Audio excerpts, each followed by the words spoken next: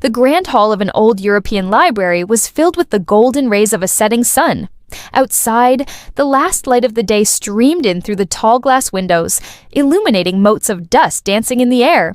The scent of aging paper and leather hung heavy, a musty perfume that spoke of countless stories contained within these four walls. Michael, a writer who'd come seeking inspiration for his next novel, wandered aimlessly between the dusty shelves. He ran his fingers over the spines of ancient books, their titles and illustrations blurring together in his tired mind. The silence was broken only by the soft sigh of the wind outside and the distant rumble of thunder, a reminder of the approaching storm. Then, as if by magic, a sound broke the quiet, the soft click of a floorboard beneath his feet. It was a sound so minute, so unexpected in the vast echoing space that Michael paused, every muscle in his body tensing. Had he imagined it, or was someone else in the library with him? Slowly his eyes scanned the rows and rows of bookshelves, searching for the source of the noise. But there was nothing. No one. As suddenly as it had begun, the silence descended once more. Michael shook his head, realizing he was alone. And yet, as he continued his search for literary inspiration, the floorboard creaked again. This time it came from a forgotten corner of the library, a place where shadows danced in the fading light and cobwebs brushed against his face. There, nestled between two towering shelves, was a small wooden box. Its surface was intricately carved with strange symbols and patterns that seemed to writhe and twist before his eyes. Curiosity piqued, Michael carefully lifted the lid. Inside, nestled on a bed of faded velvet, was a single sheet of paper. It was a letter tied with a crimson ribbon, and on the envelope, only one line was written in elegant cursive. For Emma. Michael's heart quickened. Who was Emma, and what story did this letter tell? As he reached out to retrieve it, another line appeared on the envelope, this one stark and foreboding. If anyone else reads this, the story will end. His fingers trembled as he broke the seal. The scent of lavender and old paper filled his nostrils, transporting him to another time. The letter was dated 1899, addressed to a woman named Emma from a man whose name was lost to the ages. But the words that followed were not from another time. They were timeless, speaking of a love that knew no bounds and a bond that defied the passage of years. As Michael read, he felt as though he were eavesdropping on a secret, a private moment between two souls. The words flowed like poetry, each sentence a brushstroke painting a vivid picture of a deep and abiding love. The man wrote of stolen glances and whispered promises, of dreams shared and hopes held dear. There was a tenderness to the prose that touched something deep within Michael, awakening emotions he thought long dormant. And yet, as he turned the page, the tone of the letter shifted. The words became frantic, the sentences disjointed, as though the writer were in a state of turmoil. Then, with a final flourish, the letter ended abruptly, leaving Michael suspended in a sea of unanswered questions. Who was Emma? What had happened to her? And why had this letter been hidden away, secreted in a forgotten corner of an old library? With the letter clutched in his hand, Michael felt a sudden rush of energy. The words danced before his eyes, forming a story that begged to be told. In that moment, he knew what he had to do. He would find Emma. He would uncover the secrets of her story and bring it to life through his writing. As the storm raged outside, mirroring the tempest in his soul, Michael sat down at an old wooden desk. The letter beside him, he began to write. He didn't know what awaited him, but he was no longer afraid. For in the depths of his despair, he had found a new purpose. He would honor Emma's story, even if it meant facing his own demons. Because sometimes the greatest adventures are the ones we never planned for, and the most meaningful stories are the ones that touch our hearts. Unable to resist, Michael opened the letter. It was written by a man named James to a woman named Emma. Emma, if this letter never reaches you, know that my death was not an accident. A shadow has been following me. But no matter what happens, my love for you will never die. The words pierced Michael's heart. He felt as though the letter was calling him personally. Who is this Emma? Why did James love her so much? And most importantly, what happened to her? Michael had so many questions, but unfortunately, no answers. All he had was James's last name, which turned out to be the name of the village where the inn was located, the inn where Michael had spent the night before leaving for the capital. But when Michael returned to the inn, it was deserted.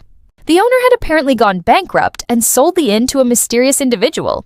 The townspeople also seemed reluctant to talk about the inn or the mysterious buyer, as if something strange had happened there, something they didn't want to discuss. But Michael couldn't shake off the feeling that he needed to find Emma. So, he decided to visit every single house in town, hoping to find someone who knew her. But after searching for days, he was starting to lose hope. Just when he was about to give up, he met an old woman who seemed to know more than she was saying. "You're looking for Emma, right?" Michael nodded. "I know a place you can find her. It's dangerous, though. Be careful," the old woman warned, then pointed towards a path leading away from the village. "Thank you."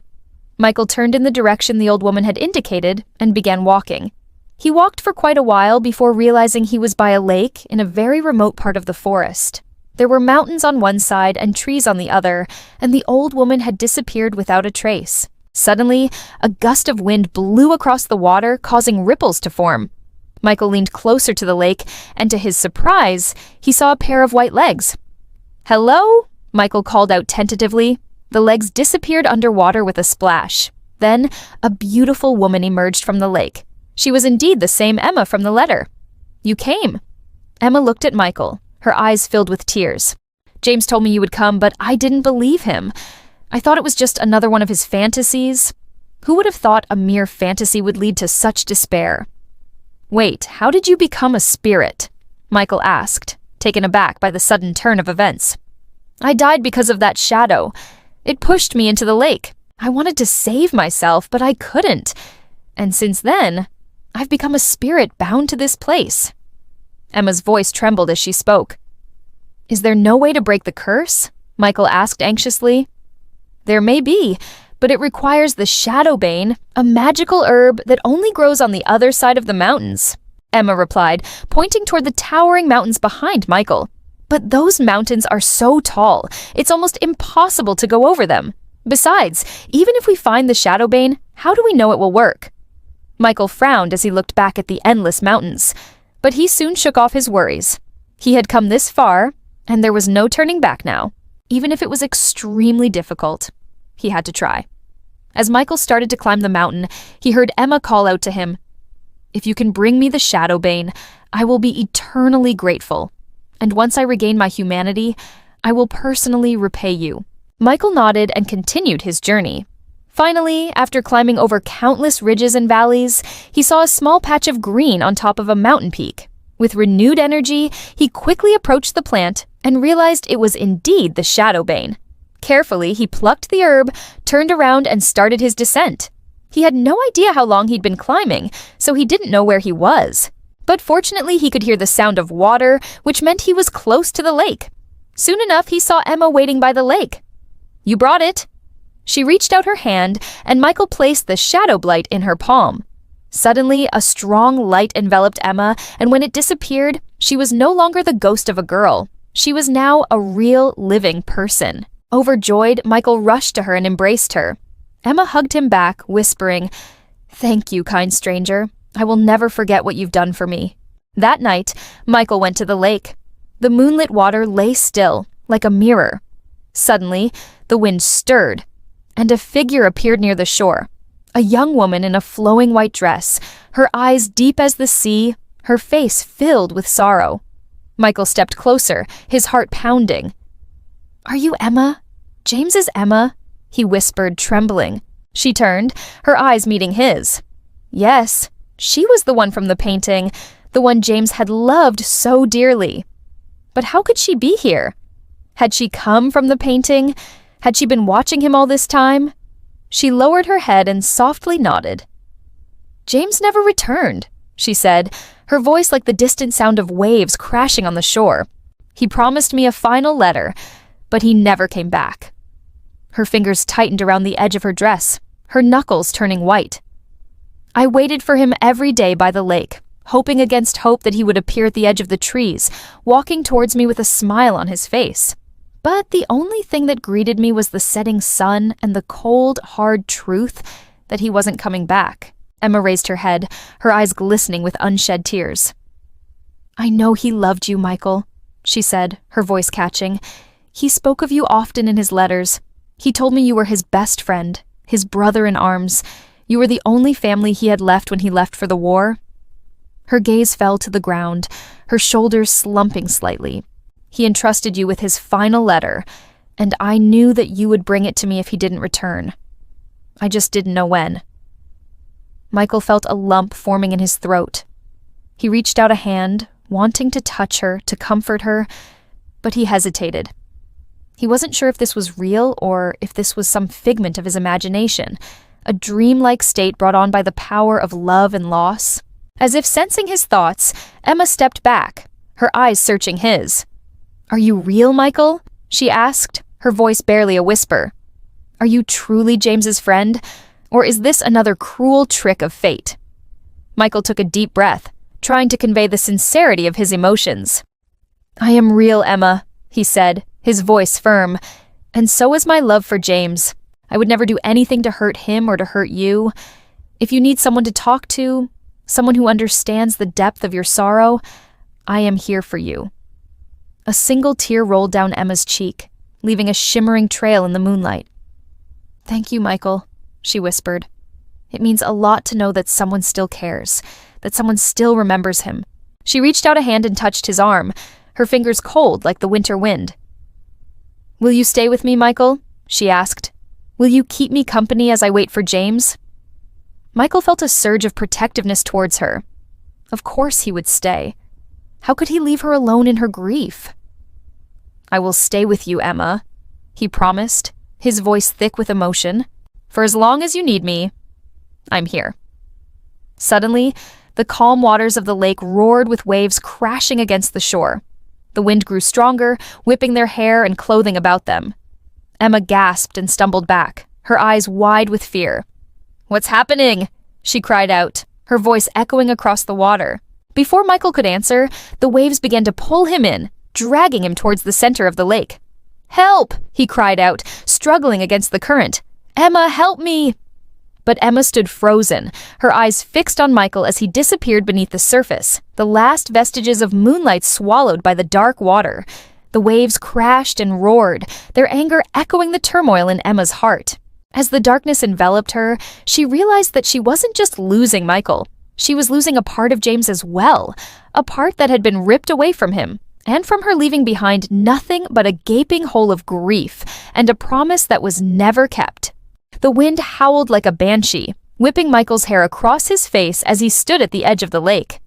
In his hand, he clutched a letter, its edges softened from countless readings. The ink faded with age. For 100 years he had carried this letter, its words echoing in his heart, guiding him, tormenting him. It was a love letter. Beautiful, haunting words that spoke of a love as deep as the lake itself and as eternal as the stars. But there was a problem. He didn't remember writing it. He wasn't always alone on these shores.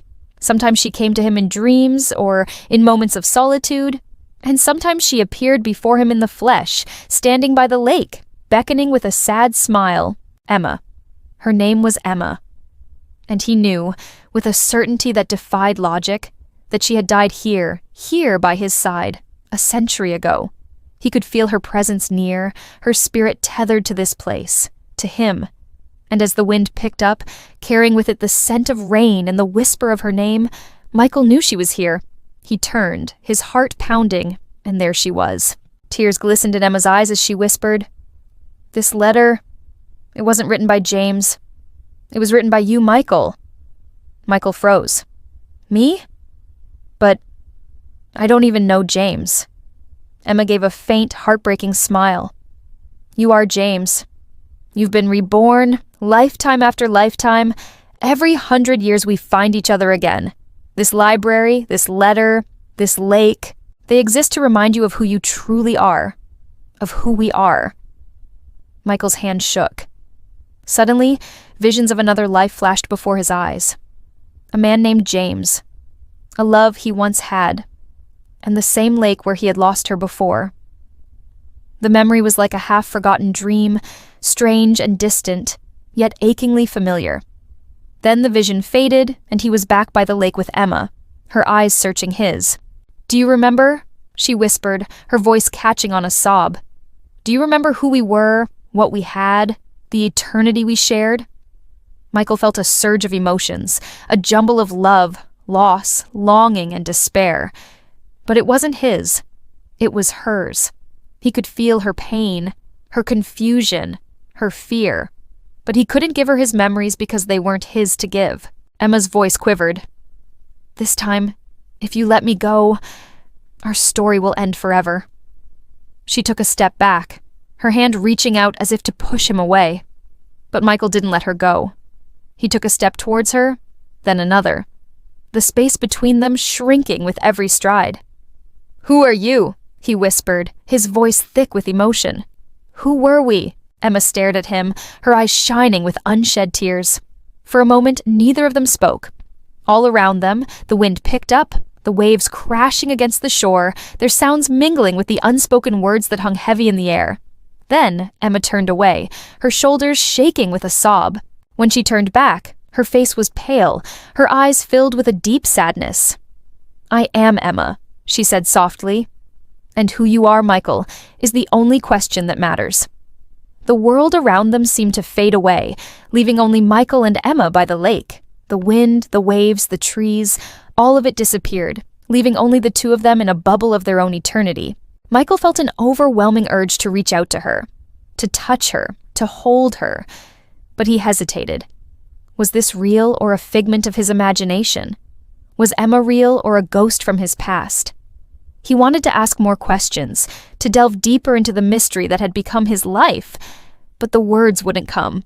All he could say was her name. Emma! The word echoed over the lake, carrying with it the weight of 1,000 lifetimes. He wanted to know who he was, who they were together. But as he looked into her tear-filled eyes, he saw not just sadness, but a deep, abiding love. And in that moment, he realized that maybe the question wasn't who he was, but who he could be. Tears streamed down Michael's face as he stepped closer to her. Emma, he whispered, reaching out to touch her. But as his fingers brushed against her arm, she vanished, dissolving into the silver waters of the lake. He cried out her name, his voice echoing over the water, but she was gone. Left alone on the shore, Michael sank to his knees, the letter falling from his numb fingers. The wind howled around him, whipping the rain into his face as he cried out in despair. Emma! His sobs shook his body, racking his frame with pain. As the night wore on, the storm raged, mirroring the tempest in his soul. With the first light of dawn, Michael stumbled back to the lake. He had slept little, if at all, and his eyes were red-rimmed and swollen from crying. But when he looked out into the water, he saw no sign of Emma. The lake was calm, its surface as still and placid as glass. He sank to his knees on the shore, defeated. He didn't know what to do, where to go, who to turn to. He felt utterly alone in the vast expanse of his existence. Then he noticed something. Something glinted in the sunlight on the bank. He reached out, his fingers closing around a small, smooth stone. He turned it over in his hands, feeling its weight, its texture. And in that moment, he knew what he had to do. He placed the stone on the shore, a marker of sorts, a reminder of her. And then he walked away, taking the first steps of what would hopefully be a new journey, one that without Emma, he had to take alone. The cold sand of the shore sent shivers down Michael's spine, but he didn't care. He was too busy reading the letter clutched in his hand, the words blurring through his tears. It was a letter from Emma, the love of his life, who had tragically passed away years ago. How did this letter get here? And why did it wait so long to reach him? These questions echoed in Michael's mind as he read. The letter began with the usual pleasantries, Emma inquiring about Michael's well-being and sharing anecdotes from her own life. But as Michael read, his heart sank. Emma's words grew more distant, more detached. Then came the final paragraph, and with it, a punch to the gut. If you lose me again, our love will remain nothing more than a story. An unfinished story. And with that, the letter ended. Suddenly, Emma's absence in his life didn't feel like a faded memory, but a raw, open wound. Michael looked up, his eyes searching the moonlit lake. How could he have lost her again? Wasn't she with him always, in his memories, in his heart? As if responding to his unspoken question, a soft breeze rustled through the trees, carrying with it the faint sound of a woman's laughter. Startled, Michael turned around, half expecting to see a mirage. There, sitting on a nearby rock, was a woman. She was beautiful, with long, flowing hair and eyes that twinkled like stars. But it wasn't just her beauty that captivated Michael. It was the familiarity of it all, the way she smiled, the tilt of her head, the very air she seemed to carry. Before Michael could process what he was seeing, the woman rose, revealing a face that stole his breath away, a face he thought he'd forgotten, a face he thought he'd only seen in dreams. It was Emma, his Emma. Overcome with emotion, Michael found himself rushing towards her, calling out her name. The word caught in his throat as Emma took a step back, her eyes filled with a deep sadness. "Emma, is it really you?" he whispered, his voice hoarse with disbelief. She nodded, tears glistening in her eyes. "Yes, Michael, it's me." Her voice was like a melody, both sweet and heartbreaking. He wanted to reach out, to touch her, to make sure she was real, but fear held him back. What if this was a dream?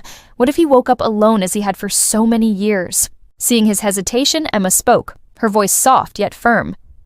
"Don't be afraid, Michael. This is me. And if you can believe it, this is our story." With that, she extended her hand, palm open, trusting, hopeful. Michael looked at her hand, then into her eyes. In that moment, all the unanswered questions, all the doubts, all the fears seemed to fade away. He knew, with a certainty that went beyond logic, that this was Emma. His Emma. He reached out, his fingers trembling slightly as they brushed against hers, and when their hands met, it was as if a spark ignited within him, a recognition that transcended time and loss. The unfinished story, the love that had endured even death, found its completion in that one touch. Tears streamed down Michael's face as he pulled Emma into the tightest hug he could muster. The years of longing, of searching, of hoping suddenly seemed worth it. He held on to her as if afraid she might disappear like a wisp of smoke, as if afraid his heart might shatter again if she slipped through his fingers. "I never thought I'd feel this again," he murmured into her hair, his voice thick with emotion. "Shh, it's all right, Michael," Emma whispered back, her hand stroking his. "You're home now." They stood there embraced for what felt like an eternity, two souls reunited after a separation that had defied logic and touched the very essence of their being. The moon climbed higher in the sky, casting its silvery light upon the reunited lovers. The unfinished story was no more. Their love, once threatened by the permanence of loss, now blossomed anew under the eternal gaze of the moonlit lake. In the depths of night, beneath a sky brimming with stars, Michael and Emma found solace in each other's arms. The unfinished story had found its ending, and their love, a testament to the enduring power of connection, continued its tale under the watchful eyes of the cosmos. Some loves are stronger than time itself, yet their fate remains an unfinished letter,